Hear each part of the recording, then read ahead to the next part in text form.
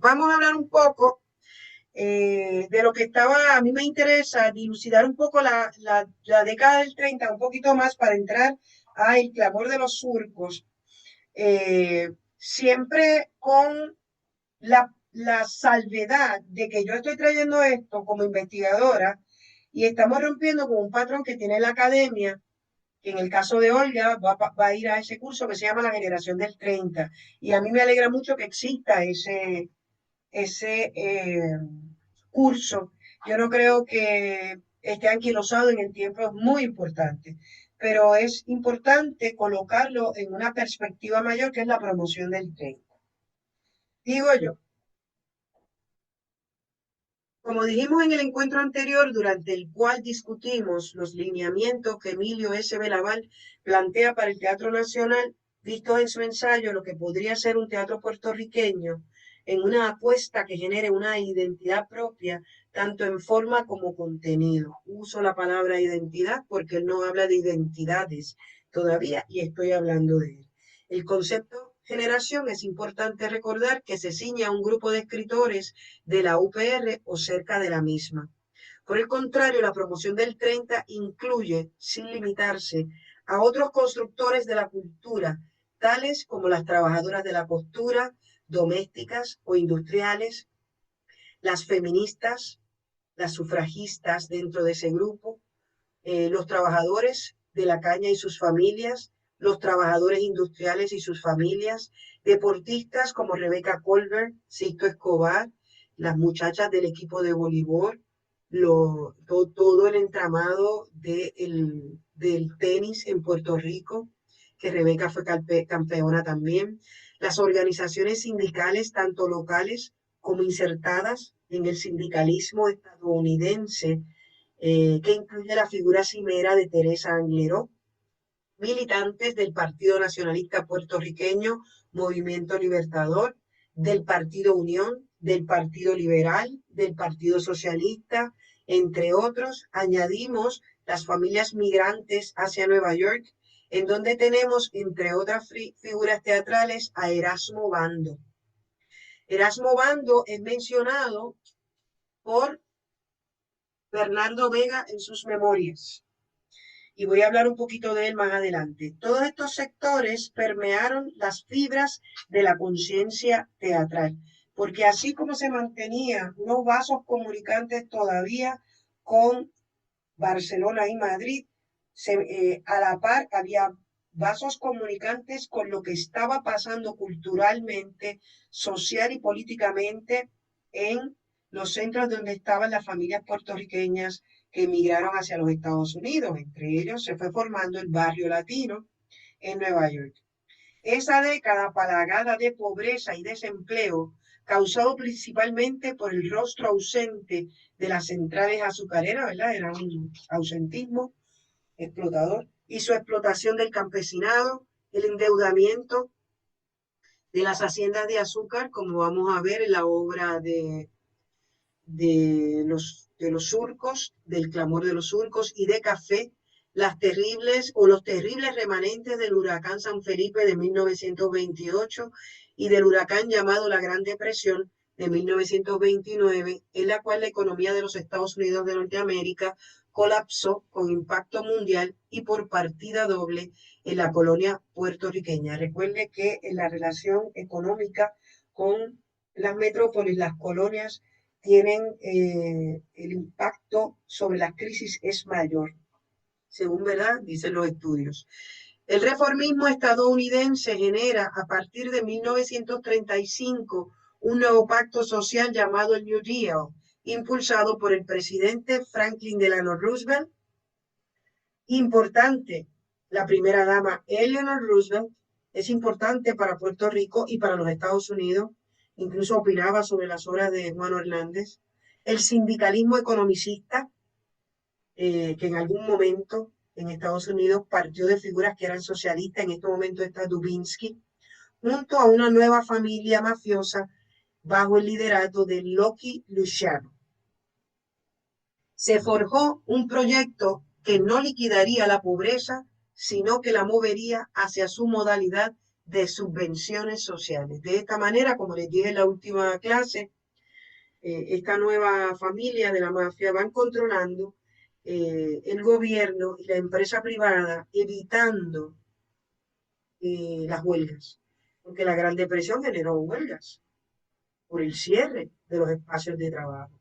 Así que se fue creando un país con unas subvenciones, con unas ayudas que fueron mitigando la rabia y el hambre, ¿verdad? No así la libertad. No se forjó la libertad. Bueno, este proyecto, como dije, no liquidaría la pobreza, sino que la movería hacia su modalidad de subvenciones sociales. En primer lugar, se inyectó apoyo a las industrias para que generaran empleos. Esto es lo que ustedes en otras clases llaman el keynesianismo, que es el reformismo.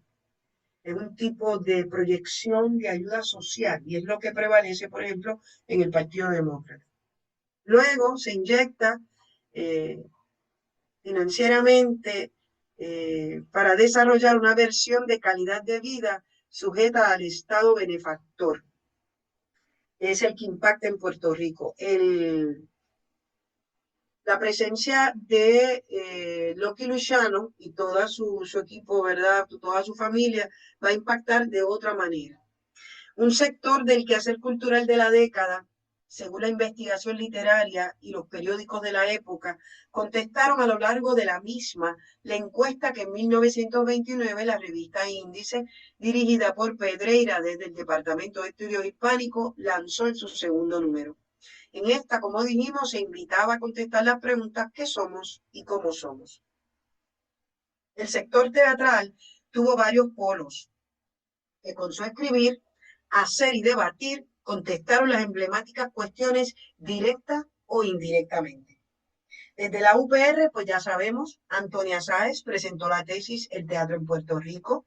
Sabemos también que se creó el Centro de Estudios para Trabajadores. Lo creó ya ver si lo digo bien, la Puerto Rico Reconstruction Administration, la PRA, que incluía lecciones de teatro ofrecidas por el doctor Morton Royce, a las cuales asistieron figuras claves como Méndez Ballester, Sierra Verdecía y Manrique Cabrera, quienes crearon un teatro rodante para el sector obrero con obras de conciencia social. Sierra Verdecía y Méndez Ballester, dice Francisco Arribí, que es otro de nuestros historiadores que les voy a enviar parte de su material, se encargaban de esas obras, mientras Manrique Cabrera se encargaba de darle una forma tipo el teatro rodante de Federico García Lorca. Si me dan el nombre, por favor, que alguien me dé el nombre del grupo de teatro rodante de Lorca que se me ha escapado. La Barraca. Muchas gracias. En 1935, el recinto universitario crea la farándula universitaria. Esos eran los primeros intentos de lo que luego se llama el Departamento de Drama, a la cual perteneció el que luego sería el fundador y director de ese departamento, Leopoldo Santiago Lavandero, que en esta década empieza a presentar unos recitales con textos teatrales bien conocidos, sobre todo del teatro áureo español, pero les hacía escenografías y diseño de luces. Le decía yo a la compañera Gladys, y qué bueno que se va a grabar, que es la misma época, ¿verdad? Este periodo, y Leopoldo después, pero en 1922 estaba aquí, poquito antes de la década del 30, Antonio Paoli, y hacía unos recitales en los que actuaba, porque él se hizo famoso. No hay artista puertorriqueño que haya llegado al nivel de Antonio Paoli, pues que presentaba el monólogo de su ópera, el monólogo más famoso, el de Otelo, en el Tapia, en el Liberty en Quebradilla, en Mayagüez, etcétera. Tuvo problemas en Ponce, pero en todos los demás teatros se presentó. Cantaba las misas, pero en los teatros presentaba personajes. A la par de todo esto, fuera de la llamada generación del 30, está Emilio Pasarel, que es el que citamos, que inicia en esta década las investigaciones que va a publicar en el 50. Esos libros, volumen 1 y volumen 2, titulados Orígenes y desarrollo de la afición teatral en Puerto Rico, contestan las preguntas. ¿Qué somos y cómo somos? También el Casino de Puerto Rico, con su club dramático, continuaba como espacio de montajes teatrales. Este es un espacio que trascendió a la época de los casinos artesanales o de la alta burguesía, que fueron cerrando, y este se quedó. De ahí viene quién, Emilio S. Belaval. Por eso es que él tiene una conciencia teatral.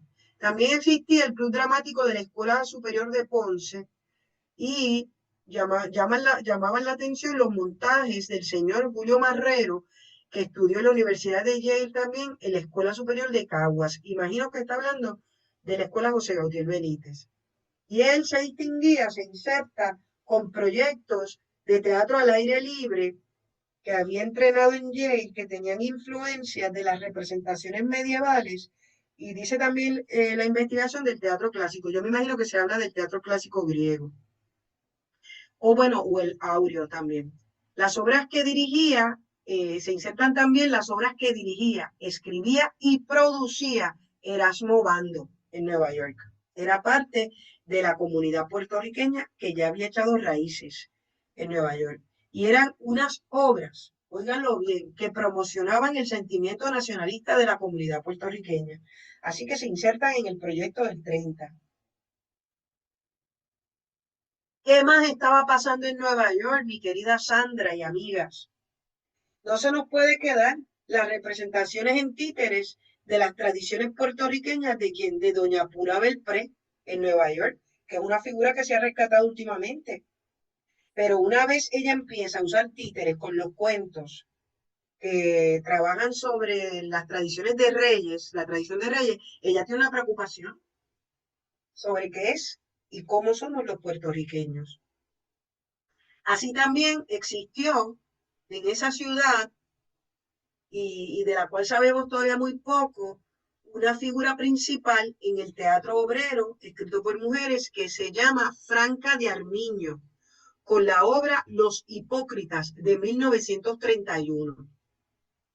Todo el que quiera saber de Franca me avisa porque tengo un pequeño estudio y las piezas se las puedo enviar. Les hago un PDF. A este panorama teatral del 30 quiero añadir las copiosas aportaciones de la ópera a la escena nacional en los teatros de Ponce, Mayagüez, Arecibo, San Juan, entre otros. Y las rutas de teatro que hacía Ramón Ortiz del Rivero Diplo con su grupo La Farándula Bohemia, que Arribí llama comedia del arte antillana, e iban por todo el país y combinaban figuras de la radio, figuras de la música, y entraban en ese proyecto de llevar teatro. Era teatro de género chico, sainetes. La historización marca como punta del iceberg el certamen que celebró el Ateneo puertorriqueño en el 38, ¿verdad? Como el pico de esta década. Yo estoy de acuerdo, pero ese pico se da porque hay una efervescencia teatral. Una efervescencia, no paró.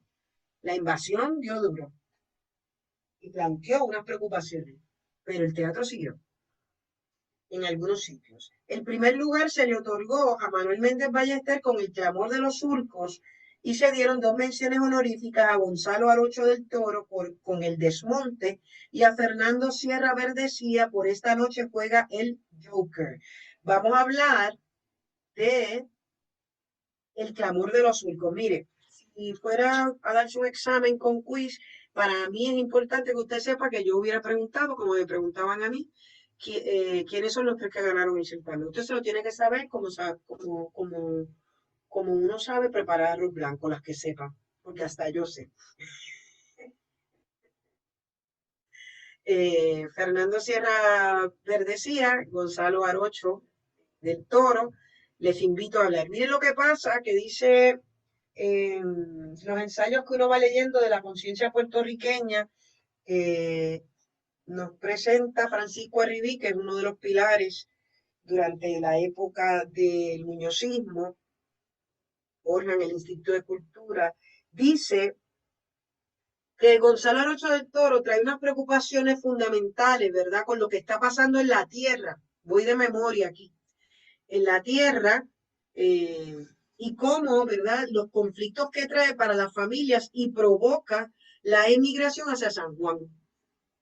El primer y segundo acto de La Carreta, escrito desde la perspectiva de René Márquez, que ya había estudiado técnica teatral. Tuve esa oportunidad. Gonzalo Arocho del Toro, no, aunque se ganó una mención. Dice Francisco Arribi desde su perspectiva que hay unos problemas de técnica dramática. Pero está hablando quién. Es bien importante eso, investigadoras mías de mi corazón. Está hablando alguien desde 1958 que ya estudió dramaturgia. En ese momento, esa obra resultó, y quién sabe si la retomamos en un futuro, una pieza fundamental. Premiarla era importante. En el caso de Esta noche juega el Joker, se trabaja el problema de las familias emigrantes hacia los Estados Unidos a través de una relación amorosa. Es muy ingenioso su propuesta para la escena, así que les invito a leerla, también les puedo dar un PDF.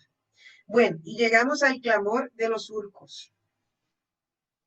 Lo había sacado en este fin de semana un dato por el cual quiero empezar. Es el siguiente. Con esto provoco la discusión y es hora de que las estudiantes participen, las dramatólogas.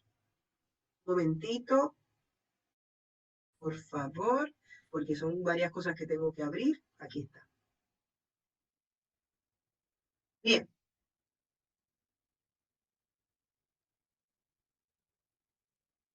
El clamor en los surcos es de 1939. Perdónenme, del 38, 37, 38. Entonces, hay que tener cuidado con las publicaciones. Mire lo que pasa. Nosotros hacemos unas divisiones del teatro y como no son dramatológicas, eh, se nos, se nos van características del teatro. Y yo siempre he dicho desde que era chiquitita de bachillerato que hay que hacer otro tipo de división del material existente. Yo había escrito, creo que Carmen y Olga lo leyeron, una comparación de cómo empiezan las obras de teatro de Manuel Alonso Pizarro. Vamos a ver si aparece ahora. Si no, lo tengo escrito aparte.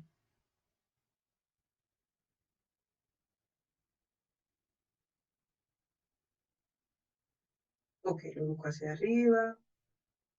¿Te acuerdan de lo que digo, verdad? Olga y Carmen. Sandra, creo que también te copié a ti en Facebook.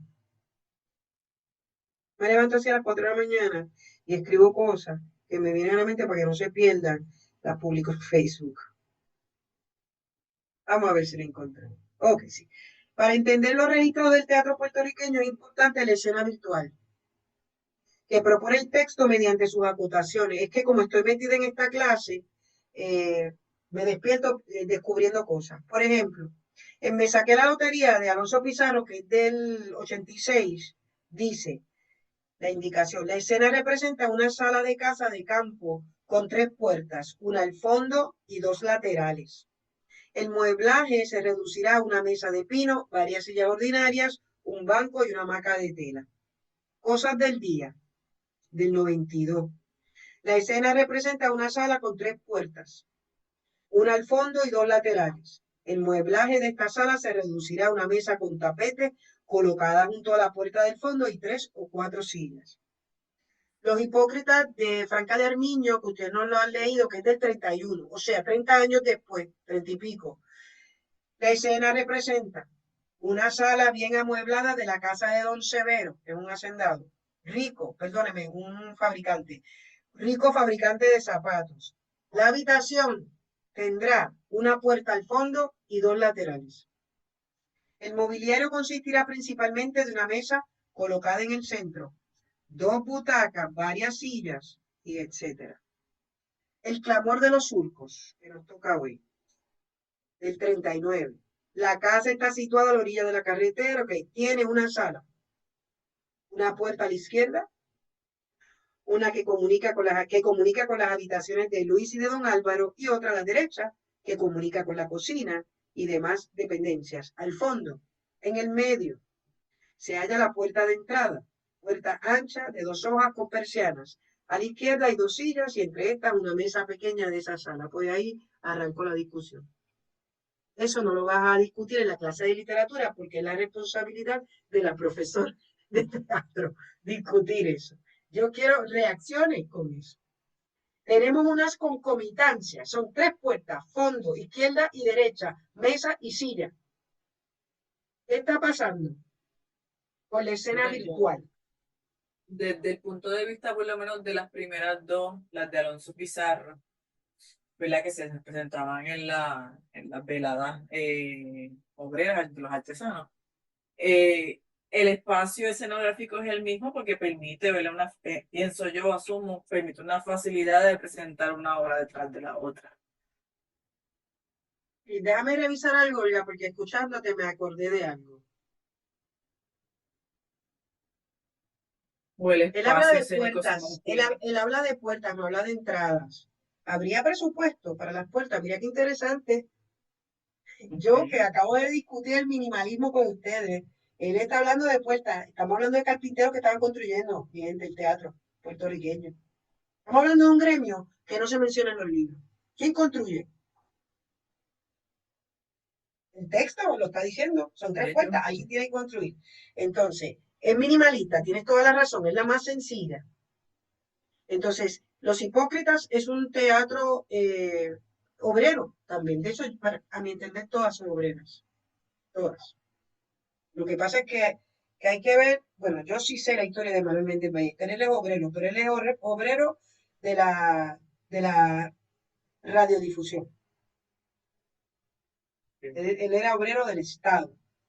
Habría que definir la palabra obrero si generaban explotación sobre él, ¿verdad? Pero pertenece al grupo, al movimiento obrero, porque él trabajaba para la Escuela del Aire, de la cual vamos a hablar más adelante. Cuéntamelo, Carmenceta, ¿qué te parece esto? El clamor de los surcos. ¿Qué teatro es el clamor de los surcos? Después vamos a hablar de los discursos, que eso es importante. ¿Qué teatro es? ¿Cuál es la mentalidad teatral que nos refleja este texto? Doña Carmen Sega, te escogí, Carmen. Sí, me cogiste fuera de base. No, pero es que ya acuérdate que yo voy a discutir. Es que estaba pensando en las escenografías y de momento me hace la otra pregunta y es como que ya decíamos. Bueno, no, pero ¿qué te dice la escenografía? Eso es lo que quiero. Y Sí. el texto es más complejo, dice primer acto y lo describe. El segundo acto, el tercer acto, estamos en un texto mucho más complejo y estratificado que el de los anteriores. Pero cuéntamelo todo, miente y exagera. Dime. No estoy exagerando. A mí me pareció bien, me pareció sorpresivo, pero a la vez bien interesante, porque como dijo ya la compañera, es prácticamente la misma escenografía para las piezas. Y entonces, claro, si tomamos en consideración a lo que tú insistes siempre, que es el contexto por el cual se trabajan estas piezas, estamos hablando de simplificar. O sea, si tú tienes una obra de 3 actos y vas a poner un cambio de escenografía radical entre un acto y otro, va a costearse mucho más la obra. O sea, no tiene ningún efecto económico en ese sentido, mientras que ellos están pensando con estas escenografías sencillas y funcionales en un tipo de teatro que se haga con facilidad y con poco presupuesto. Por lo menos eso también me parece. Sí, y entonces en términos de la historia, y esto se los digo investigadoras, si nosotros defendiéramos mirar el país como hizo Victoria Espinosa en su memoria, desde el teatro, que les invito a leer, y si la quieren yo se la puedo facilitar. Yo fuimos los últimos editores de ese libro. Él añade aquí planos. Aquí hay una evolución en 1939.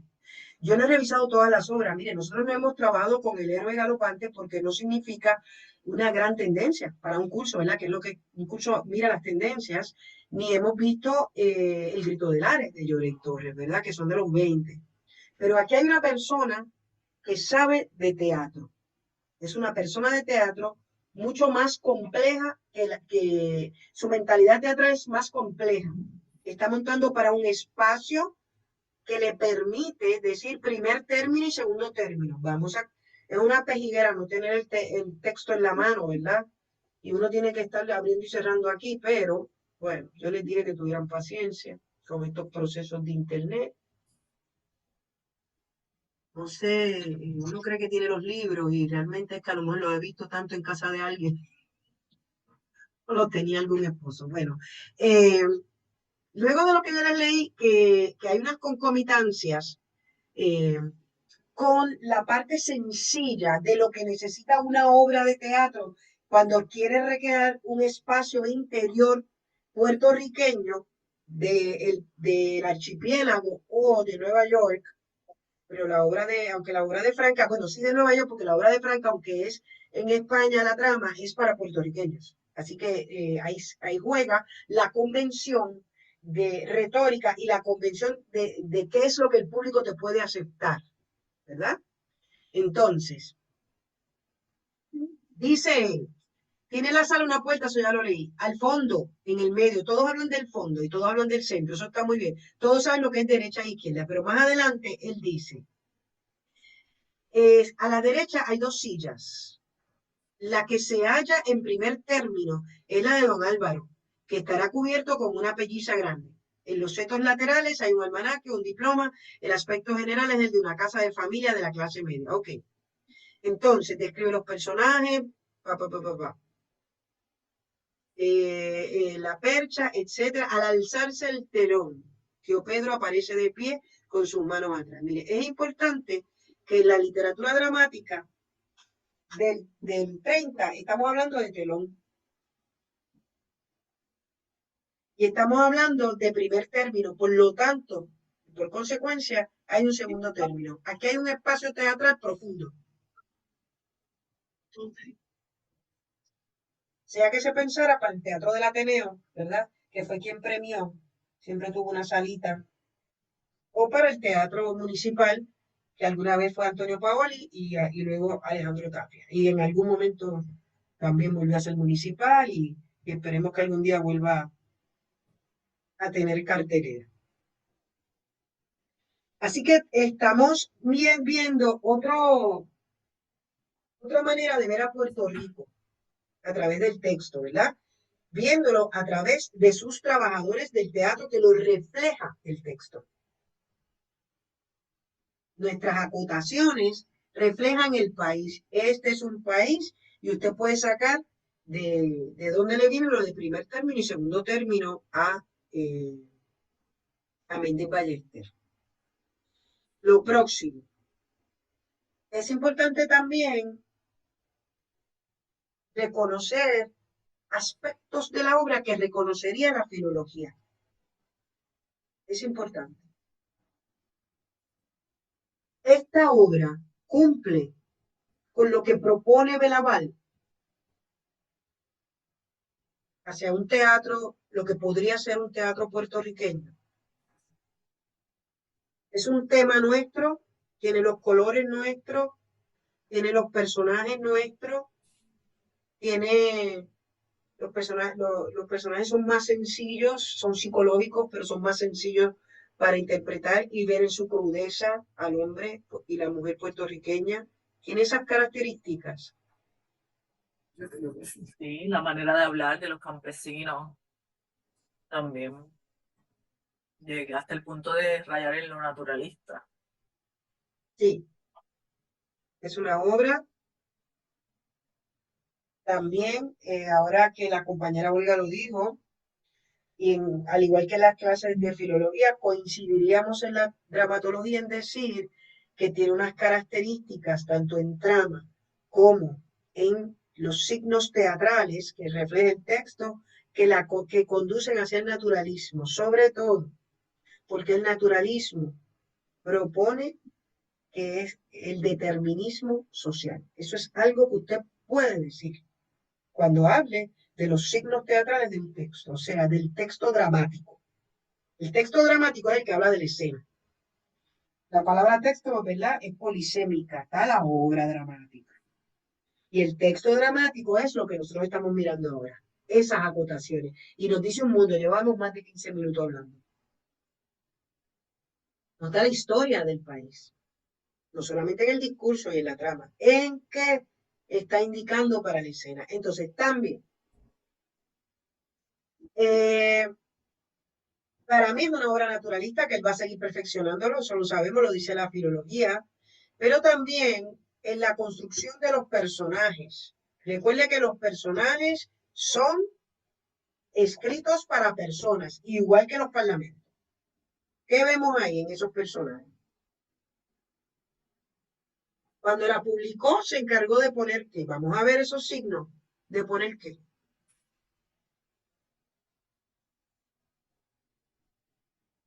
Dice, don Álvaro, Emilio S. Belaval, Luis, José Luis Torregrosa, dramaturgas que están aquí presentes. Ustedes ponen el elenco. Que si lo escogemos.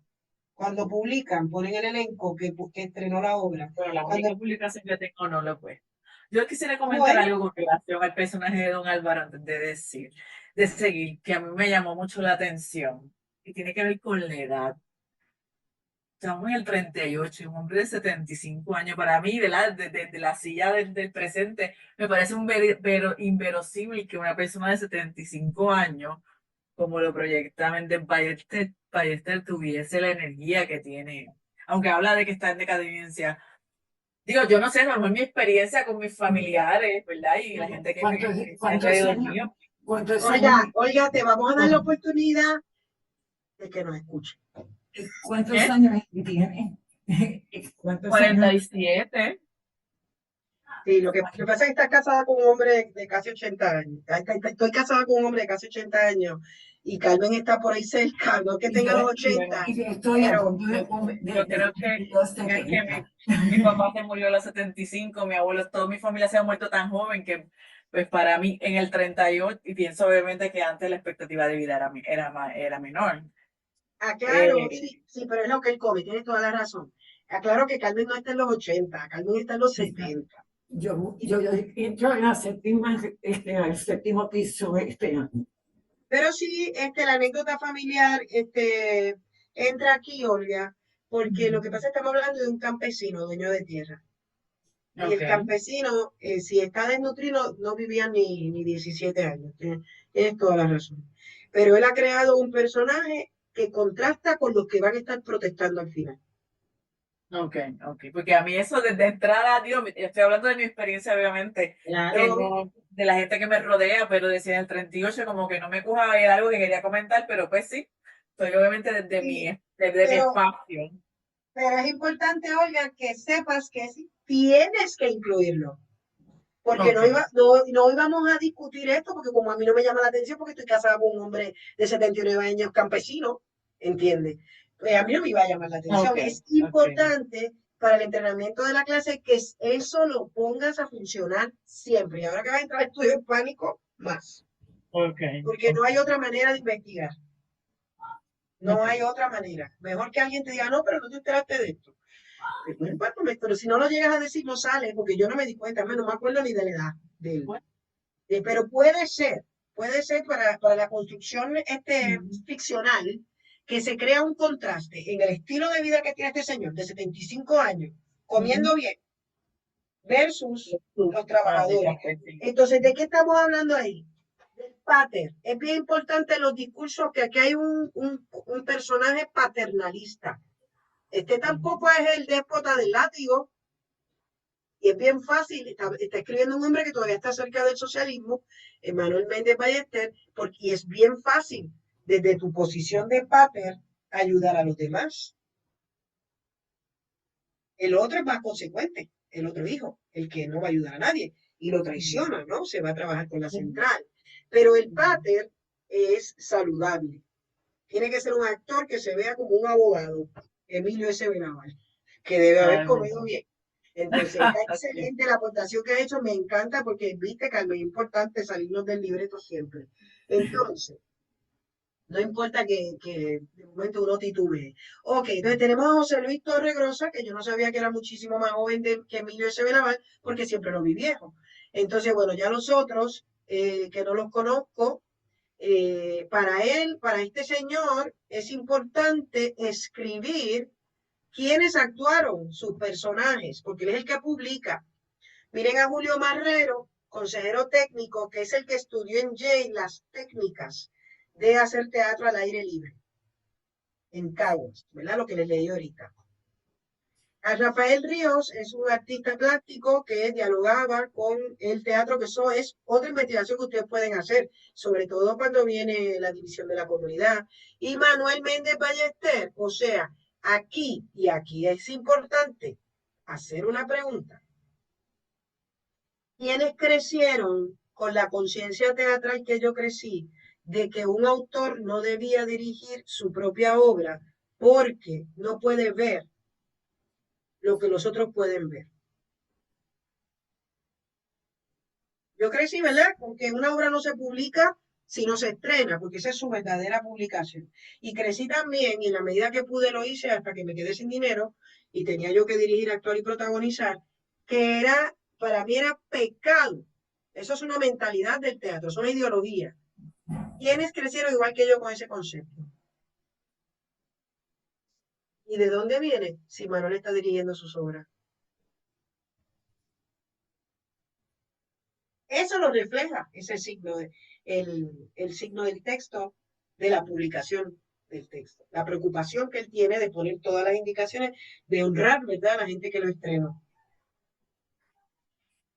Quien escribe este texto tiene la preocupación de llevar al escenario lo que él vio. Eso es lo que yo quería decir. Y se puede demostrar de muchas formas. Lo que pasa es que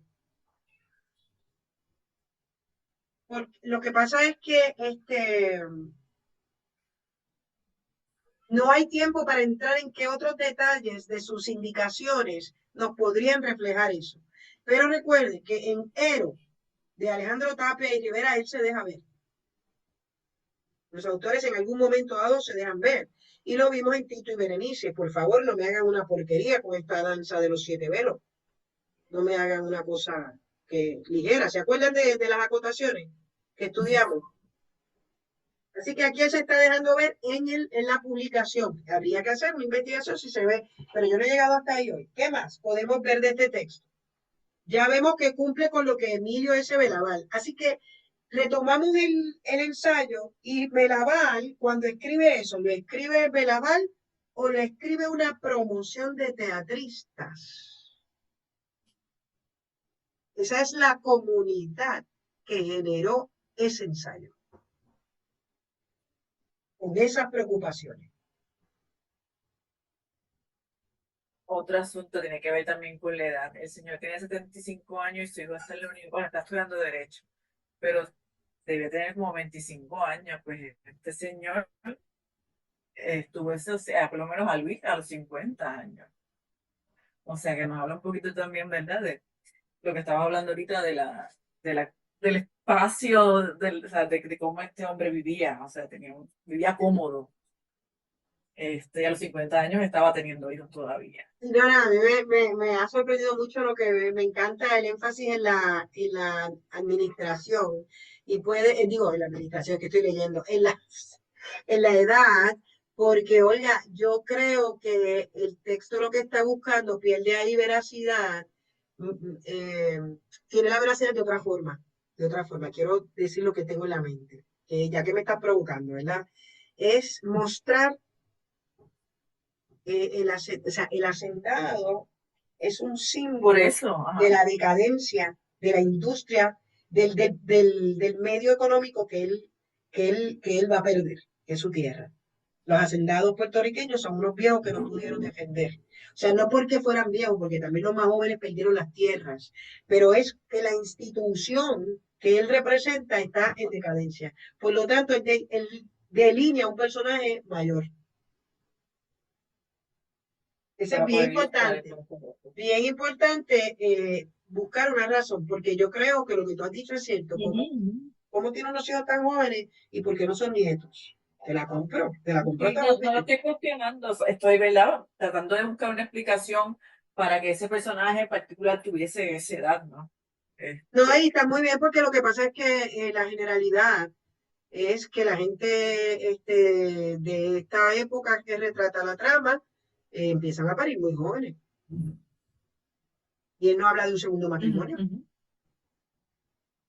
O sea que yo creo, no sé si captaron lo que ella acaba de descubrir. Él lo pone a 75 años para que retrate o sea, a través de la caracterización, retrate qué es lo que está pasando con este medio de producción en Puerto Rico. La vejez no como madurez, sino como una persona que está en los últimos días de su vida. Sandra, Déjame ver si lo entiendo. O sea que el autor le dio esa edad porque ese personaje necesitaba tener cierto nivel de experiencias y de vivencias para poder, no, no. Lo reflejar. que yo estoy diciendo es que se puede decir en una investigación que ante la sorprendente edad versus de don Álvaro, que se me confunden los personajes, versus sus hijos, tiene que ver con un rasgo simbólico. Hay simbolismo ahí. Y la vejez aquí no es un rasgo positivo, es un rasgo de algo que está acabando. Igual que la economía puertorriqueña, en manos puertorriqueñas, hasta que murió en manos de las centrales porque los fueron ahorcando, los fueron endeudando y ellos tuvieron que entregar las tierras. Pero a la misma vez, él no podía tener 50 porque él tiene que venir de cierta edad, no sé, de cierto tiempo. O sea, que no puede ser un hacendado de 50 años, de 45, sino que tiene que tener esa edad porque él tiene que haber vivido pues esa experiencia de ser el dueño, de estar en control, a ir perdiendo el control, a llegar a donde está. Claro, Sandra, lo que pasa es que tendríamos entonces, no tendríamos contestación ahora de por qué entonces los hijos son tan jóvenes. ¿Me entiendes? O sea, parecería que es más cómodo decir que al autor creó un personaje realista y a la vez simbólico. ¿Y a la vez qué? Y a la vez simbólico. En un momento dado, al final. No le importó eso está muy bien. Okay. Eso es creación. Él necesitaba un viejo. En algún momento dado, al final habla, don Álvaro está hablando del trapiche y que obviamente le dice a ustedes no vieron esto. Yo pienso que tal vez a lo mejor el autor a propósito quiere crear ese gap, ¿verdad? Esa brecha generacional entre los hijos y ellos por el asunto de asumir que él viene de otro tiempo, lo que dijiste tú en un momento dado, del pasado, de otra era. Pero yo creo que has descubierto algo bien importante.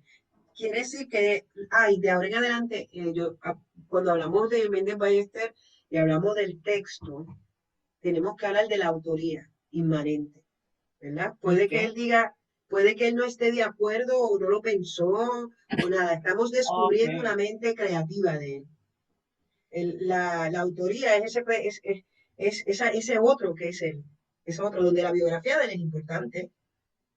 Pero la comunidad que produce el texto también es importante, pero cuando tú te sientes a escribir una obra de teatro, tú no estás pensando en todas las posibilidades, pero tu autoría te supera. Es muy rica, tiene más allá. Por eso es que alguien puede ver cosas que uno no vio cuando uno escribe una obra de teatro, pero no necesariamente por eso no la voy a dirigir, ¿verdad? Uno monta la versión que uno vio del propio texto de uno. Bueno, que quede eso claro. Así que cuando decimos Méndez Ballester, estamos hablando de la autoría, ese autor que entre otros es el ser humano, el que vivió, ¿verdad? Y que murió. Bueno, entonces esa creación, ese creador, también le podemos decir, está dialogando con personajes símbolos. Y fíjense que yo dije que esto es una obra, aunque lo sepa, yo por las acotaciones sé que se inserta en la tradición del teatro obrero puertorriqueño, como lo hemos estudiado a la luz de la experiencia de esta clase, ¿verdad? Entonces, los personajes tipo vienen de ese teatro. O sea, que has abierto una puerta bien grande.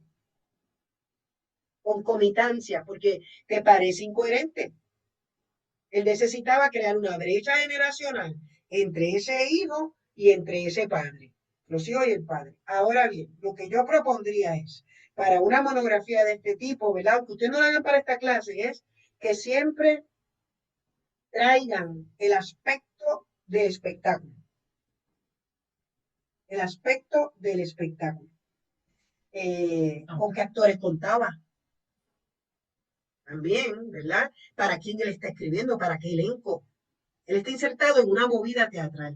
Y entonces yo insto a poner a jugar todos esos elementos y que no seamos conclusivas, ¿no? Siempre usemos frases, con toda probabilidad esto está funcionando así. Probablemente se habría que ver, por ejemplo, si él escribió para Emilio S. Naval, usted se puede preguntar, aunque no lo incluya en la monografía, porque la monografía va, cuando ya tenga el pensamiento claro, eso es lo que va a escribir, es si lo escribió para don Emilio. Oye, y si haces el cuento diciendo que esto está pensado en diálogo con Emilio S. Naval, no te vas a equivocar y no hay quien te lo refute. Podría ser buen actor y es el que está forjando por escrito todo lo que ese grupo, esa comunidad teatral estaba planteando para su país. ¿Entiendes? El protagonista. Ay, que no tengan miedo a equivocarse, lo que es cómo lo expresamos. Es cómo lo expresamos. No seamos absolutas. No seamos absolutas. Si no tenemos el dato, podemos tirar. Hay una herramienta de análisis de todos los géneros que se llama la herramienta de la sospecha. Y usted puede decir, sospechamos que esto pudo haber pasado. ¿Verdad? Es importante. ¿Por qué? ¿Quién era Emilio S. Naval, el presidente del Ateneo? Juez del Tribunal Supremo. Después fue En que, ese ¿verdad? momento no, pero eventualmente fue Sí, juez del Tribunal Supremo. La construcción de los personajes nos ha llevado a cuestionarnos la brecha generacional que hay entre don Álvaro y sus hijos.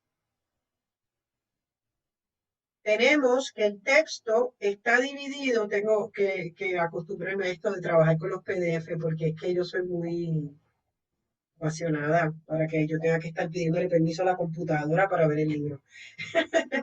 Tenemos una obra que está dividida en ¿cuántos actos, mujeres investigadoras? En 3. En 3 actos, maestra. ¿Cuál es la línea de la tensión, si es que hay? Hágame un dibujo con su mano. De acuerdo a los actos. La línea de la acción, de la historia, ¿cómo es? De la trama, perdón. Pues empieza él a plantearse el problema en el primer acto.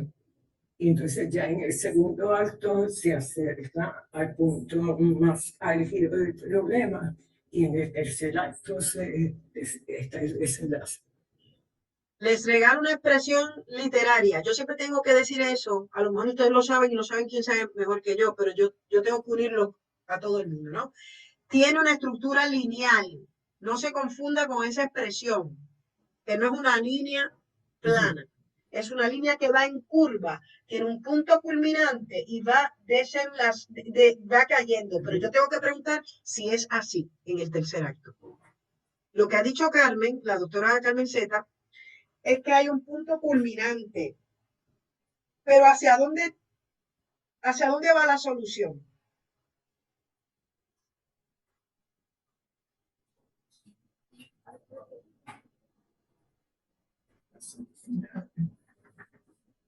¿Qué pasa en el tercer acto?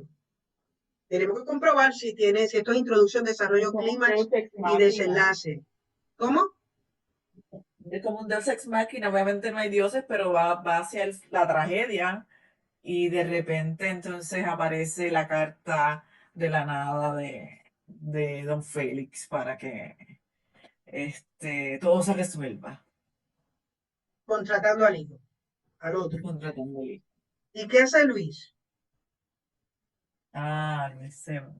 Luis se va con los obreros. ¿Y qué le parece que Luis tome acción por los obreros y unirse? ¿Qué le parece a don Álvaro? Dice, página 157. Luis dice, no sé, papá, siento que me llaman. Don Álvaro, serenamente, sientes que te llaman. Qué hermosa es la juventud.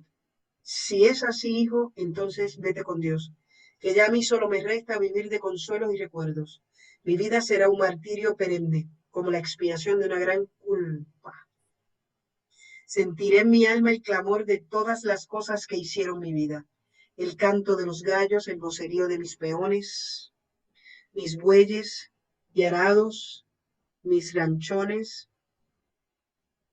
de paja, mis vegas de caña florecidas de guajanas, y cuando pienso en todo esto me digo que lo hemos perdido todo, porque hemos perdido la tierra. Inclina la cabeza, ahora se oyen claramente los golpes lejanos del tambor, golpes trágicos y profundos. Inmediatamente que termina de hablar don Álvaro, todos sorprendidos miran a Luis y a don Álvaro. Luis permanece en la misma posición, hipnotizado por el tambor que escucha. Yo, Pedro, Álvaro, doña Inés, está nerviosa. ¿Pero qué es esto, señor? Comienza a sollozar, Julia abrazando a doña Inés. No se desespere, mamá. Luis mirando hacia lo alto y escuchando el tambor. Silencio. Todos hacen silencio observando a Luis. Luis se vuelve hacia don Álvaro, le da un apretón afectuoso en el hombro, despidiéndose. Ernesto, el maldito tambor. Luis se yergue y escucha de nuevo los golpes del tambor y ante la estupefacción de todos sale lentamente, se detiene al llegar cerca del fondo, vuelve el rostro para mirar a don Álvaro y entonces abandona el hogar con paso firme y ligero. Yo dije que esto era naturalismo. Es un naturalismo muy de Méndez Ballester. Y esa es la gran diferencia con Tiempo Muerto. Este naturalismo entiende que en la lucha colectiva va a haber la solución contra la muerte, contra la caída al abismo o la caída del espiral, porque el naturalismo propone un círculo que va bajando, bajando, bajando, del cual no puedes escapar. Pero aquí todavía hay solución. ¿Contra quién se enfrenta la masa a la cual se va a integrar Luis? Entre los hacendados. Contra la central. Ujú. Por eso es que yo lo incluí aquí. Contra la central, que es el capitalismo ausente, ausentista, de nuestras clases de sociología. Y representa un cambio, otro cambio económico. No es el del hacendado que no defendió al país. Era una clase que no se organizaron. Algo hizo Piñero que los organizó a los colonos, pero no tenían fuerza. ¿Por qué no tenían fuerza? Porque no tenían a los trabajadores, no tenían a los peones. Si los maltrataban, por más paternalista que fueras, los tenías pasando hambre. Por lo tanto, la muerte aquí viene, la no solución viene en la familia hacendada, pero el hijo tiene una escapada hacia otro Puerto Rico mejor, hasta donde se queda la obra, ¿verdad? Sabemos muchas cosas terribles después, sabemos, pero la obra no lo sabe. Así que este es un naturalismo esperanzador, podríamos decir. Sí, y por eso necesita también, para esa lucha, la fuerza de la juventud. Si tú pones a un personaje como don Álvaro, que ya es un viejo, no tiene ni la fuerza física, ni la juventud mental para afrontar una lucha de esta naturaleza. Lo reconoce que Que sí. tiene Pero cierta esperanza porque lo moralmente, reconoce, exacto, sí. lo reconoce. La mamá no, ni la hermana, pero hay un detalle de las acotaciones. Vamos a hacer un ejercicio bien bonito. Cojan 2 minutos para leer esas últimas acotaciones con énfasis en el tambor. La vemos con la... Sí, sí. La dieta con los nenes.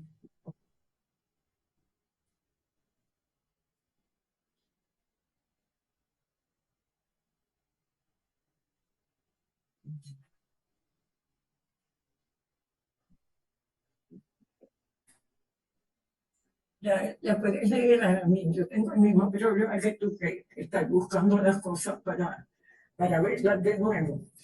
Yo soy de libro. Y yo sé de todo, yo lo uso como que toda la vez. Ok. Después que don Álvaro le dice, vete, dice que inclina la cabeza. Ahora se oyen claramente los golpes lejanos del tambor, golpes trágicos y profundos. Inmediatamente que termina de hablar don Álvaro, todos sorprendidos miran a Luis y a don Álvaro. ¿Verdad? O sea, es que cuando él terminó de hablar, se oyen los tambores y simultáneamente todos miran a Luis y a Álvaro.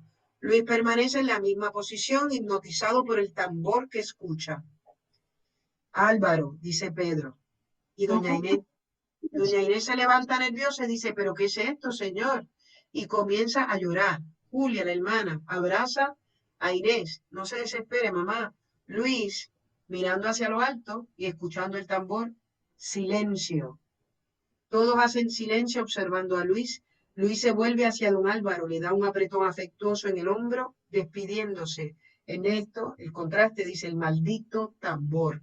Luis se yergue y escucha de nuevo los golpes del tambor y ante la estupefacción de todos sale lentamente, se detiene al llegar cerca del fondo, vuelve el rostro para mirar a don Álvaro y entonces abandona el hogar con paso firme y ligero, pelón lento. Esto es un final musical, dice la acotación. No hay una sola indicación de luces, pero usted como que las vio, ¿verdad? Vio el efecto especial sobre Luis y todo. Lo vimos, yo lo vi y todo. Una cosa gloriosa, él se sale del realismo. Él se sale del facsímil de la realidad. Y entra a la mente de esos personajes, ¿verdad? Con la imagen, ¿cómo lo sabemos? Con las indicaciones del espectáculo. Con las indicaciones del espectáculo. ¿Cómo tú imaginaste ese final, Sandra? Mal leído por mí, que me trabé la lengua. ¿Cómo lo imaginaste? El espectáculo. No te oigo, Sandra. Estás en pantomima. Es que tengo los perritos ladrando. Primero yo comencé mirando los golpes trágicos y profundos. Que si no hubiera pasado lo que pasó con Luis, yo hubiera pensado de que alguien iba a morir.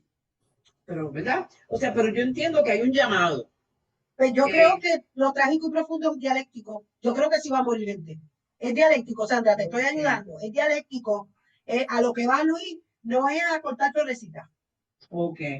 Es dialéctico, es profundo y trágico. Va a haber muerte, pero va a haber una realidad muy sólida para el país. ¿Qué más? Cuéntamelo todo. Bien, entonces, pues en la casa están mirando se mira a Luis y miran a Álvaro. Ya saben que Álvaro ya gave up, o sea, ya Álvaro se rindió. Entonces miran a Luis y entonces después de eso viene hipnotizado. O sea, que ¿por qué? Por el tambor. Sí, no lo he hipnotizado por el tambor y que en algún momento en una toma de decisión, tal vez muy interna, pero que entonces se mira a lo alto, escucha el tambor y después va a paso firme y ligero. Yo te voy a hacer una pregunta que quiero apelar a tu teatrista para que lo uses cuando hables de teatro por escrito en la academia bien fino. Tú estás dirigiendo la obra en Nueva York con Aguadilla. Te toca escoger el sonido. Ok. Quiero que me digas, tú estás dirigiendo la obra, fíjate de la academia ahora. Sí. ¿Cómo vas a hacer lo del tambor? ¿Es en vivo, es grabado? ¿Qué tipo de tambor? ¿Qué te provoca? Dímelo. Pues yo pensaría una mezcla de tambores de bomba, pero debe tener algo de metálico, como de soldado, una mezcla de raíz y esta cuestión de banda de americano, ¿no? Que tiene los ¿Por platillos. qué ahora, después que haces el montaje en tu cabeza, la investigación que estás haciendo del texto, cómo le va a justificar al director de la monografía eso? ¿Cómo tú lo, ¿Por qué? ¿Qué signos del texto, qué signos lingüísticos te provocaron ese signo teatral? Te tengo que orar. Porque es el Bueno, propósito del taller. primero por los obreros. ¿Quiénes son los obreros? ¿Qué gente son? No tengo frente a mí, pero yo tienen que, o sea, había negros. Y entonces la cuestión Es Puerto militar. Rico, es Puerto Rico. Sí, ¿Qué es es eso? militar. Entonces hay una militarización y hay una represión. Entonces, yo junto esas dos cosas, pero yo pensaría que al final, campanas. Eso ¿Por qué signo lingüístico te da ese signo físico? ¿Por qué? pues porque él se va a la cuestión de mirar a lo Porque alto. eso es lo que quiero, señora. Él mira a lo alto, o sea, entonces como, o sea, no había pensado que, o sea, él va a inmolarse, él va a, y entonces eso nos da esa parte sagrada, esa parte de muerte, esa parte El llamado. Uh-huh. Ok, lamentablemente no es una clase que tengo que estar 3 horas. ¿Entienden lo que es la investigación del texto dramático? No me pueden dejar a la teatrista afuera. No me pueden dejar el cuerpo afuera. Ay, qué maternal soné. No me pueden. Esos son los años. No me pueden dejar eso cuando usted escriba la reflexión sobre cada obra de teatro que de ahora en adelante usted se encuentre en la academia, porque no hay diferencia en la investigación de la literatura dramática y cuando usted se prepara para hacer una obra de teatro. No puede haber diferencia. Lo que pasa es que los teatristas son renuentes a redactar porque no hicieron una maestría en dirección ni nada de eso, todo lo tienen aquí con algunas notitas. Pero tienen ahí una clase de monografía que es una tesis doctoral que no hay que le refute nada. Estoy hablando de la gente de verdad valiosa del teatro. Es importante que este ejercicio lo hagan siempre para poder entender una obra y defender su punto en la academia. Y de momento usted dice, pues me cocotea, perdón. No, cuidado. Miren lo que pasó con Olga. Yo dije, Olga, yo tengo un marido de 78 años, ¿qué está pasando? Y de momento yo dije, espérate. Y después ya se defendió bien, y dije, pero es que entonces los hijos son muy jóvenes, pues tienes razón. Eso tiene un propósito de parte del autor, del creador, el autor inmanente. Usted tiene que explicarlo en una monografía prolongada, tiene que explicar todo eso. Todo eso, ¿por qué? ¿Por qué? Y ahora voy al próximo tema.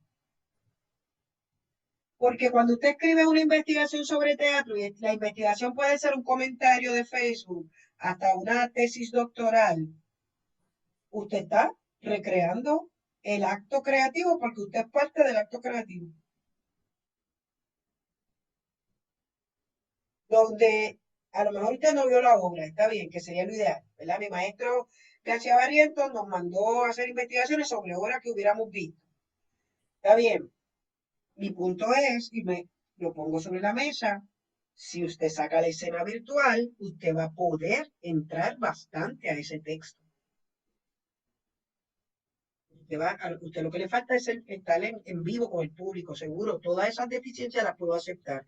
Pero para una investigación literaria dramática, usted lo que hace es se conecta con la escena virtual, no hay otra manera. Cuando lea una obra de teatro, coja un papel y un lápiz y dibuje la escenografía.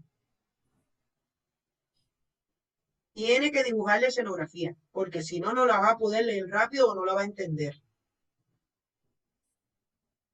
O va a decir, esa obra me gustó, pero no hiciste el espacio, no la vas a entender ni siquiera tú que eres de teatro, tienes que hacer el espacio. Y si fuera más exigente, pongan una parte los efectos de sonido y de luces mientras usted está leyendo de qué se trata la obra, porque si no, no la va a entender. Eso sí que no se lo dice en una clase de literatura. Por eso antes, esto Gladys no lo vivió, pero antes el teatro era el género más difícil digo, yo pienso que tú eres bien jovencita, Gladys. Si no lo eras, pues tú créetelo. Pero me acaba de presentar a su hija de 13 años. Antes el teatro no se leía. Bien. La lectura yo la noté, cuando mi sobrino que en paz descanse y vivimos en el huracán María, me dijo, tráeme para leer. Le daba una charla de eso. Y después tuve que cambiar esa parte porque él me dijo, yo quiero que me traigas libros donde yo sepa quién está hablando. Y yo le dije, ¿a qué tú te refieres? A obras de teatro, sí. No me traiga novela, porque yo no sé quién está hablando en las novelas. Tráeme obras de teatro. Y se papió unas cuantas horas de teatro durante la ausencia, ¿verdad?, de energía eléctrica. De ahí yo me di cuenta que el mundo había cambiado por la tecnología. ¿Por qué? Porque ahora hablamos a través de textos cortos y estamos haciendo como una especie de diálogo con los WhatsApp. Y uno dice, no, si yo hablé con él, no hablaste con él nada, tú le escribiste y él te escribió, o ella. Entonces ya podemos, ya nuestro ojo está, nuestro cerebro está más habituado a leer el género dramático. Gracias, Dios mío, algo bueno para nosotros.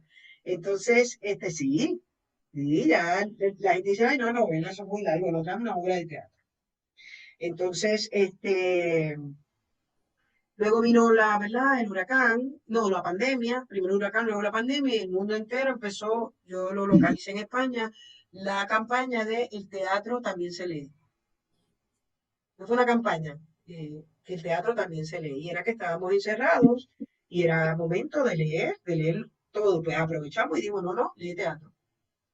Pues la suerte histórica de que ya la gente está más sumergida en la comunicación por texto, por WhatsApp, etcétera, etcétera. Así que cuando usted vaya a leer una obra de teatro, todavía presenta sus dificultades, no tanto como antes, pero haga un dibujo de la escenografía, porque si no, no la va a entender, por más teatro que usted haya hecho. Bien, ¿alguna duda? Me gustaría seguir adelante con la década. Ahora, Ajá, a ver si me pregunta. escuchan. ¿Me Sí, escuchan bien? sí. Sí. Dos cositas de lo que ya fueron hablando del tambor, de cómo se iba a representar ese sonido. Me recordó, yo estudié en el centro, estudié un curso de literatura e historia de Haití y explicaban, ¿verdad?, para el pueblo haitiano esa importancia del tambor en toda su historia, por su religión y también en lo que significa en la lucha por salir de la esclavitud, que fueron el primer país, ¿verdad?, que se independizó. Entonces, yo escuché esa resonancia de la liberación de la esclavitud en ese símbolo del tambor como un símbolo. Eso está Que excelente. como decía Sandra, pues en la clase obrera había muchos negros que sus padres fueron esclavizados, libertos, ¿verdad? O lo que fuese.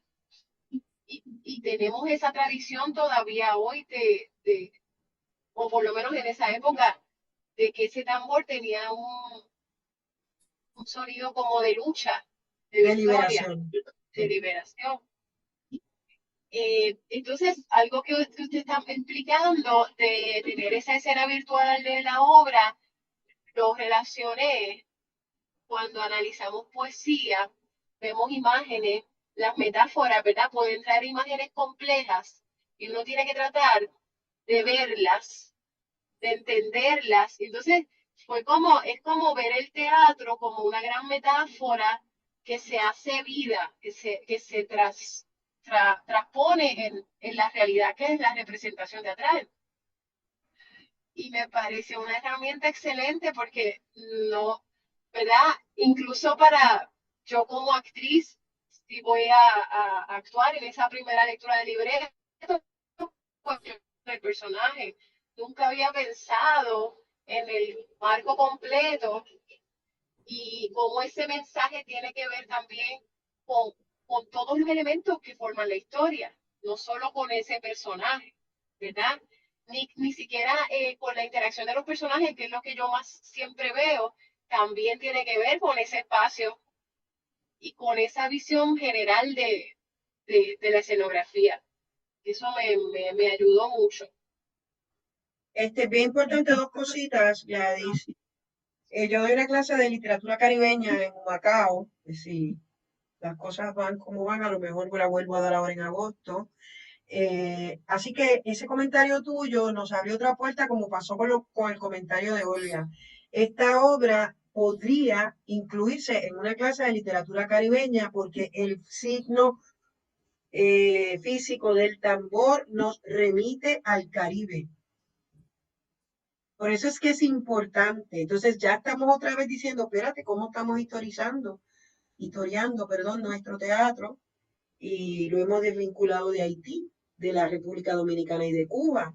¿Me entienden? Por solamente un signo, que si usted coge la obra, a lo mejor ese pálpito está a través de toda la obra, autor inmanente.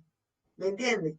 Eso, ¿verdad? Eso es bien importante. Lo otro, la metáfora para que sea viva, de acuerdo a un teórico que es el mío, que lo adoro, es Paul Ricoeur, y su libro se llama La metáfora viva, y es que tiene una relación con el mundo real. La metáfora que muere es la que ya no tiene vínculo con los seres humanos ni con la sociedad. Pueden ser metáforas de la Edad Media, pero están vivas porque tienen vínculos y son redefinidas con nuestro cuerpo. Está muy linda tu aportación. Muy bueno, ya estamos en el Caribe. Me encantó. Vamos con la Prieta, con Julia de Burgos. La Escuela del Aire, señores. El periodo entre el cese de la Primera Guerra Mundial y lamentablemente inicio de la Segunda Guerra en el 39 fue asidero de cambios drásticos en la economía mundial.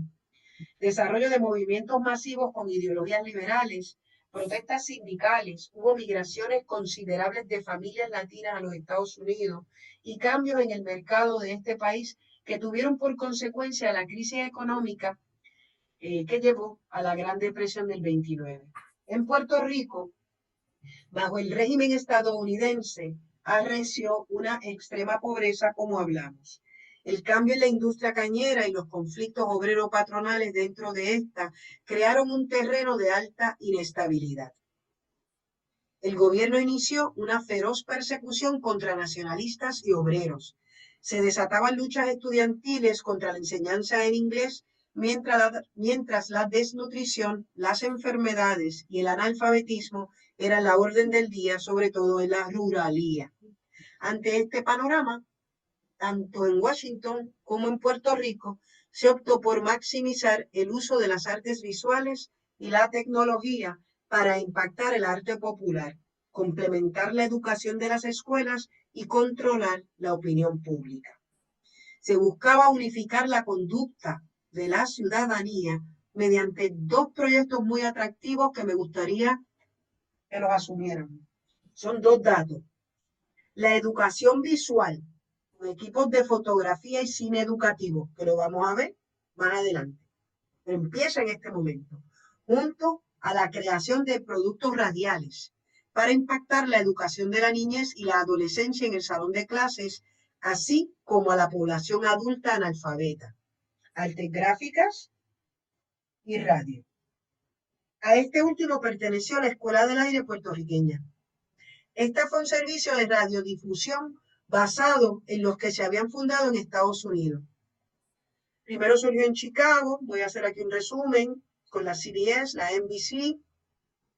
Son los años en que triunfa Juan Hernández en la radio estadounidense, sobre todo la sureña. La de CBS se llamaba la Escuela de las Américas, y esta tuvo mucha influencia en Puerto Rico, donde por producto de una beca de la corporación Carnegie se dieron los primeros experimentos a partir de 1930.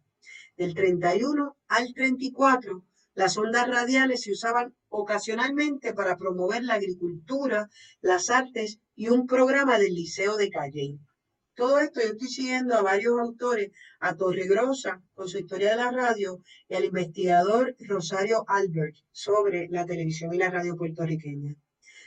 Ya desde 1925 se hablaba en Puerto Rico del innovador concepto educativo, puesto que Cuba y Uruguay ya tenían proyectos similares. En el 35, importante, el Departamento de Instrucción Pública institucionalizó la Escuela del Aire y planteó el siguiente objetivo: completar los cursos de estudio de las escuelas primarias y secundarias, etcétera, etcétera. El debate por fomentar la cultura puertorriqueña del 30 y la defensa del español ganaron aliados dentro de esta programación educativa. A pesar de que el gobierno exigía darle español el mayor énfasis al inglés, la mayoría de los programas eran en español. Miren quiénes componían el comité de producción. María Teresa Babín, Leopoldo Santiago Lavandero, que posteriormente vamos a ver como fundador del Departamento de Drama y que ya en esta década está haciendo recitales con escenografía y luces. Está también Abigail Díaz Alfaro, la hermana de Abelardo Díaz Alfaro, Aide Ramírez de Arellano, Leonor Figueroa, que era una pianista, y José Luis Torregrosa, que es un forjador de la radio y la televisión puertorriqueña. Una cita de Torregrosa. Dice, en la azotea del edificio en que está ubicado el Departamento de Instrucción, en la calle Allen número 5, se instaló una pequeña estación de radio. Tenía un estudio, una sala de control, ojo, y un pequeño salón de ensayos. La meta era que la escuela fuera el centro de la comunidad, pues tanto la juventud como la población adulta recibían educación a través de las ondas radiales. Se les daba teatro, radioteatro, se les daba literatura, foros sobre problemas sociales y económicos, se fomentaba con énfasis la apreciación musical, se combatía el analfabetismo y se le ofrecían conciertos. También se enseñaba inglés y otros recursos. Miren el sistema. Las clases se detenían a ciertas horas diurnas, las clases en las escuelas, para escuchar el programa dirigido a la lección del día. Era un complemento entre el salón y la radio. Qué chévere. Cada escuela debía tener un radio y el magisterio debía cumplir con la responsabilidad de sintonizar el programa. Se preparaban productos, ¿verdad? Programas dirigidos a la niñez, a la escuela intermedia y a la escuela superior. Y los de la población adulta analfabeta se transmitían por las noches. Me detengo aquí. La dinámica de la comunidad era la siguiente: había un radio, ¿verdad? Y todo el mundo se arremolinaba a escuchar la lección que daban. Lo mismo pasó cuando más adelante, en el 50, entró la televisión. Mi esposo veía televisión en casa de la vecina a través de la ventana. Eso era normal. Esto, o sea, es muy interesante porque es otro Puerto Rico. Todo el mundo arremolinado. Bueno, no siempre los radios funcionaban, no era tan perfecto. ¿Qué hizo Julia de Burgos? La Escuela del Aire se constituía de producciones radiales didácticas, sumamente profesionales y cuidadosas. El proyecto duró del 35 al 49. A Julia la sacaron un poquito antes. ¿A qué escritores se contrataron para la radio? A Enrique Laguerre, a Francisco Arribí. O sea que estamos hablando que en el fundamento del teatro de Francisco Arribí está la radio, el radioteatro. Tenemos que bregar con esa categoría, señoras. Manuel Méndez Ballester, que fue director, y Julia de Burgos. De hecho, Manuel es quien la contrata.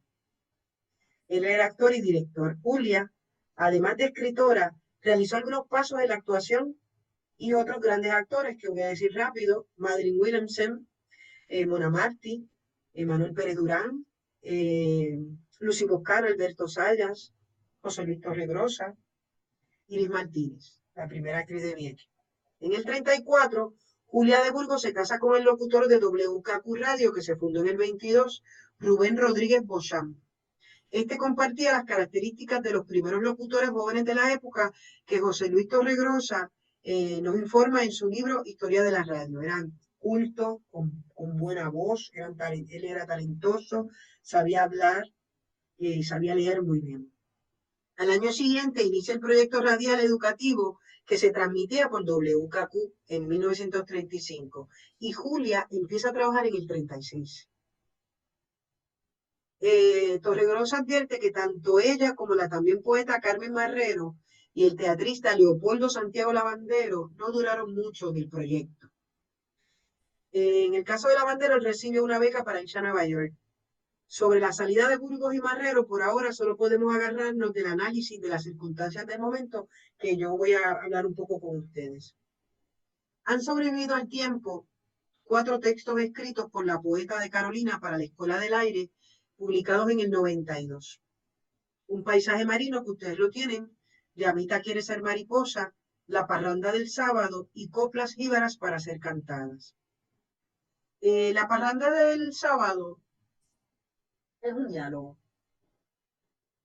Y las coplas es lo que en radio llamamos la imagen. La imagen de una emisora, ustedes saben lo que es que cada vez que se acaba un programa o cada vez que pasa una hora, sale como una cancioncita o una voz que identifica la emisora. Bueno, esas son las coplas. Ahora bien, con énfasis en paisaje marino, lo primero que quiero preguntar es, bueno, ¿cuál es la primera impresión que tuvieron con ese texto? Estamos en taller otra vez. Cuéntamelo todo, miente y exagera.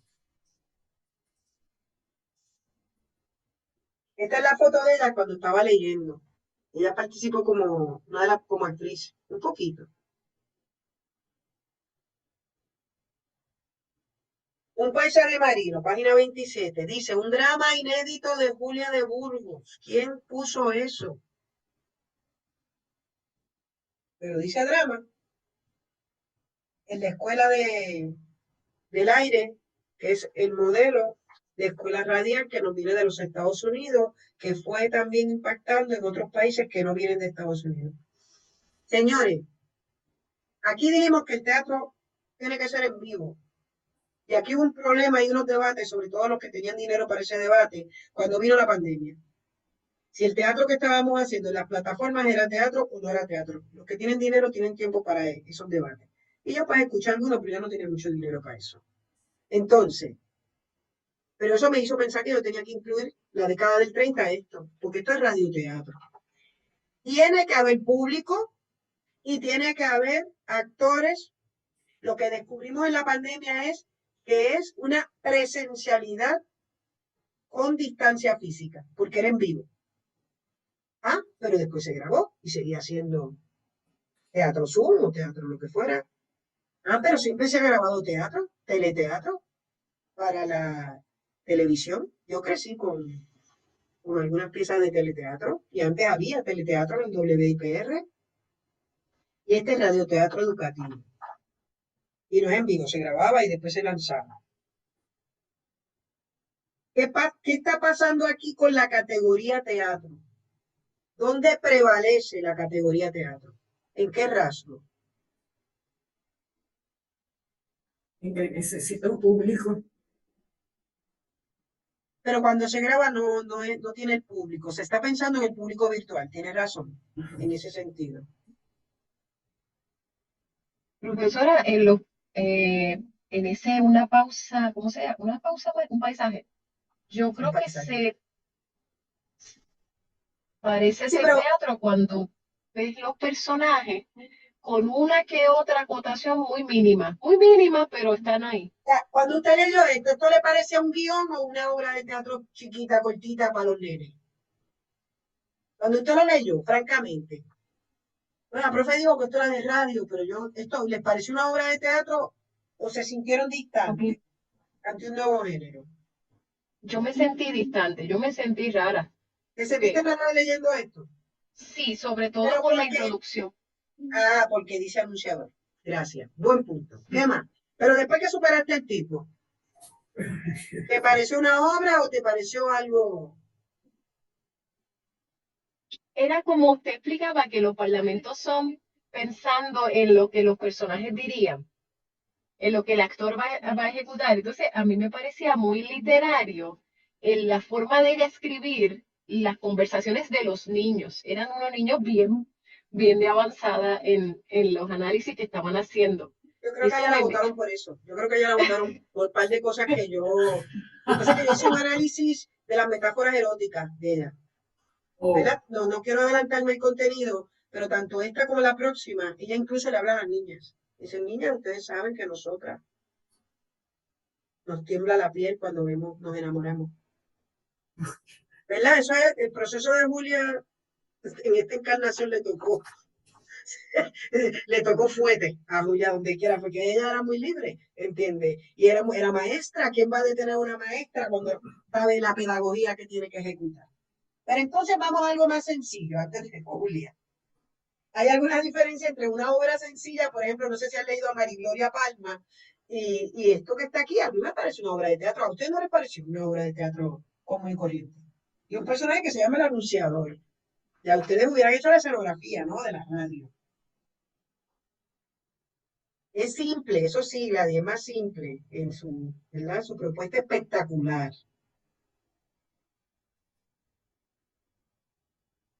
Se meten las actuaciones. La verdad que se desgarra el concepto obra dramática, se desgarra un poco, tampoco es que es porque no fue escrita para el teatro para el teatro, fue escrita para radioteatro. Así que estamos ante un género que desgarra el concepto teatro y propone otra cosa muy inspirada en el teatro. Mira a ver si ahí te encaja lo que leíste. Porque tampoco es un guión de cine. Cuéntamelo todo, Carmen. Miente y exagera. Entonces, exagero. Eh, a mí me sorprendió en principio porque no lo conocía, este trabajo de Julia, que tiene mucho que ver con su trabajo poético, porque son textos los dos extremadamente poéticos, en todos los sentidos, muy hermosos, sencillos, porque están dirigidos a los niños. Y entonces no se puede, la sencillez no quiere decir simpleza. Pero tú no le puedes hablar a un niño como le hablas a un adulto. Tiene que ajustarse al nivel de la audiencia. Y entonces eso me parece que es interesante y que ya lo logró muy bien sin perder la esencia poética. La trama es una trama que le interesa a los niños. Como buena pedagoga, también eleva un poco el lenguaje. No es una limitación poética, es que ese es el lenguaje que ella quiere. O sea, la autora inmanente pretende que ese público aprenda un vocabulario, ¿entiendes? Y está apelando a unas imágenes que ellos conocen, los que han ido al mar, sino los que han oído del mar y no lo han visto. Mi mamá vio el mar a los 18 años por primera vez. Es de Calle. Sandra, cuéntamelo todo, miente, exagera, tus primeras impresiones. Bueno, yo cuando vi los versos, en buen español, it turned me off. O sea, yo no quería ver versos. Yo inmediatamente hubiera empezado cuando dice, este es el sentir que embarga el espíritu del niño, y hubiera empezado desde ahí, ¿verdad? Okay. Con el narrador, vamos a decir. Pero me cuestiono cómo estos actores se hacen voces de niños, porque si es para niños, haciendo voces de niños, nunca un adulto suena como un niño. Entonces, pues, me pregunto eso, no sé si usted sabe si en si Qué la bueno grabación está eso, existe. Sandra. Pues Ah, sí, qué bueno está. Estás hablando del concepto de caracterización del radioteatro. Eran adultos, porque en ningún momento yo vi nombres, y yo lo dije porque me voy trayéndole lo que yo investigué a ustedes, pero yo no sabía que yo estaba entrando en algo bien importante, que tú eres la que lo ha descubierto. Por lo que me dijiste ahí, eso era un montón de gente de 20 años, 25, algunos viejos, pues es un tipo de teatro que no es realista, pero sí con un conflicto real que es proponer el arte como parte de la vida.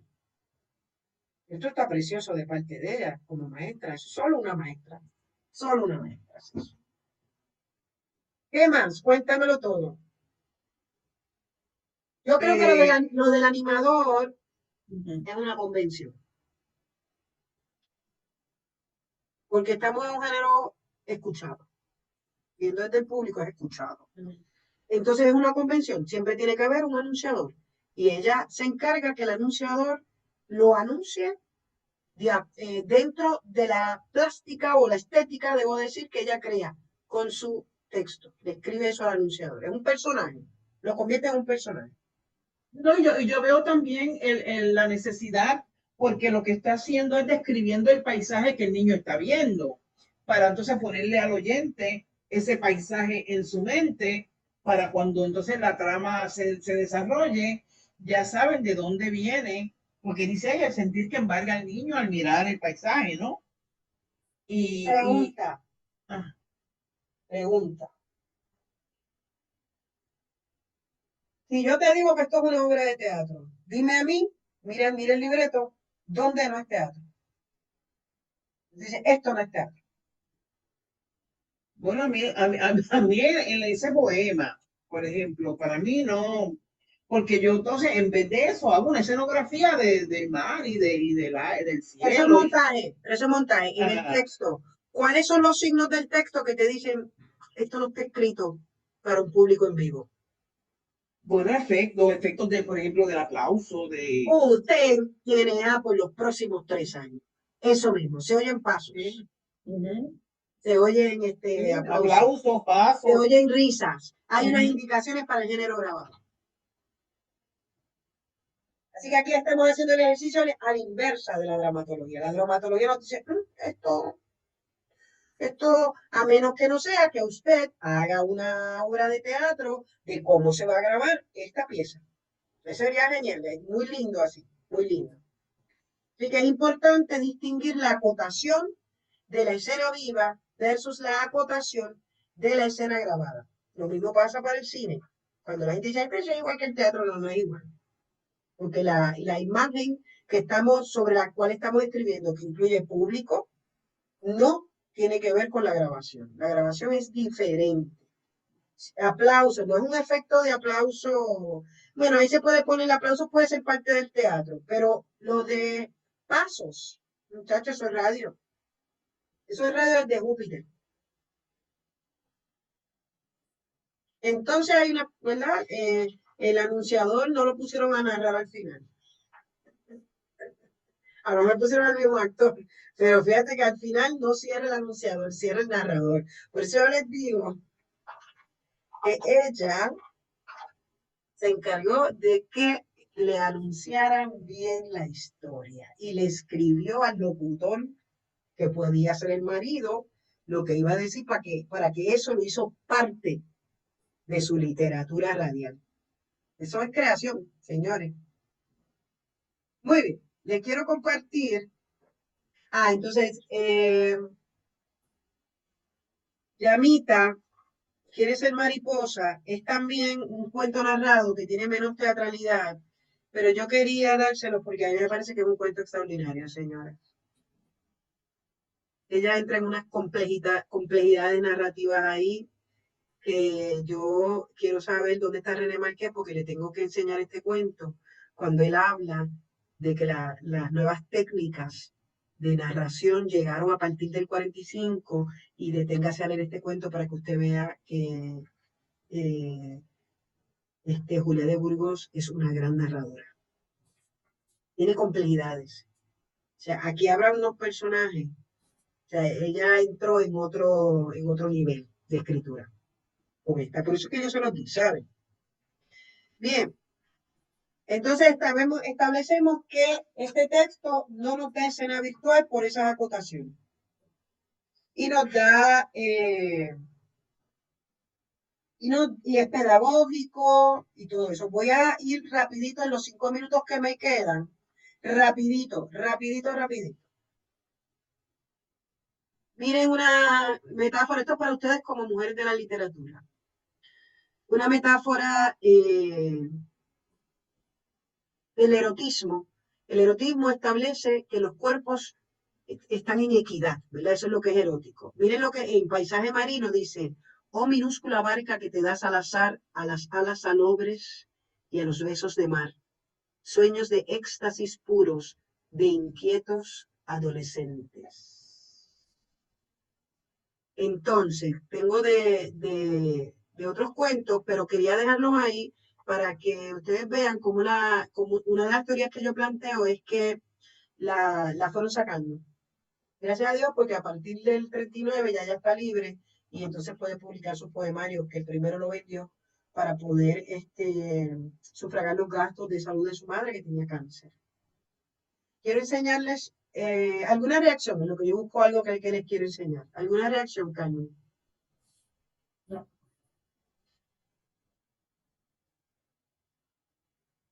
Esta es la delicia a la que vamos a entrar mañana. Nos vamos a entrar a la llamada década del 40, donde se dice que no pasó nada. Porque en las clases de literatura hablamos de la generación del 30 y sus cuentos, ensayos, novelas, poemas. Y de momento saltamos al grupo de escritores cuentistas, que es un ensayo magnífico que hace René Marqués, porque qué buen escritor es René Marqués también, en ensayo. A partir del 45 ya le habla de otras técnicas. Y no se habla de nada más. Hace unas aportaciones. Pero este es el momento en que surge este trío, que vienen del 30.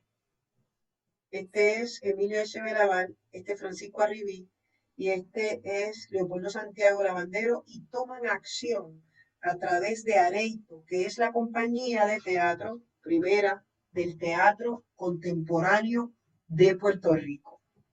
¿En dónde? En San Juan. Habría que investigar qué estaba pasando en Ponce y en Mayagüez, pero esta gente es emblemática. Esta década que vamos a empezar mañana, surge la primera compañía moderna de teatro en 1940. Leopoldo venía de James, a ver, la gente estudió técnica. El primer director teatral. Se da la fundación del Departamento de Drama y el Teatro Universitario de la UPR, que son las obras que se montan en el Teatro Grande, que se había ya construido en el 30. Tengo que buscar la fecha exacta. Eso es el 41. Belaval, una vez cierra su ciclo, Areito, que duró hasta el 41, fue intenso, monta la Sociedad General de Actores, de la cual vamos a hablar. El Teatro Rodante Universitario inicia en el 46. Y la Comedieta Estudiantil Universitaria en el 47.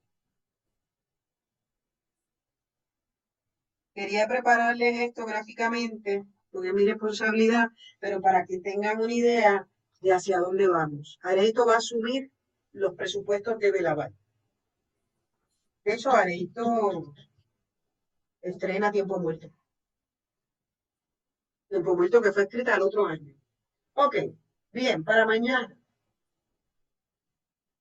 A manera de recordatorio, tenemos para leer, tenemos también a Santana, pero yo lo he ido cubriendo. Década del 40, voy a estar hablando de las manos a la obra, sus vínculos con el teatro puertorriqueño. Debe leer para mañana La Hacienda de los Cuatro Vientos y Tiempo Muerto. Y la otra de Cesario Rosa Nieves. ¿Por qué la incluí? Pues lo mismo que incluía a Julia. Porque hacemos generalidades, tenemos que historiar, tenemos que tirar un trazo. Y de momento vienen cosas que se nos salen de lo que hemos dicho. Porque Julia no estaba bregando de hecho nunca, con un planteamiento nacionalista. Ella es trabajadora. Como se los dije en el poemario, ella se inserta en la lucha de la mujer trabajadora. Un poema en 20 surcos, ¿verdad? Y en el teatro que estaba escribiendo, está formando el sentido del arte en los adolescentes y se está ocupando de la alfabetización del país. Hasta ahora no he hablado del nacionalismo de Emilio S. Belaval. Y ella es una escritora emblemática. Lo que pasa es que no es de ese grupo. Ni Pales Mató tampoco. Lo que pasa es que ella murió más joven. Entonces, lo mismo va a pasar con Don Cesario, que nos trae la otra.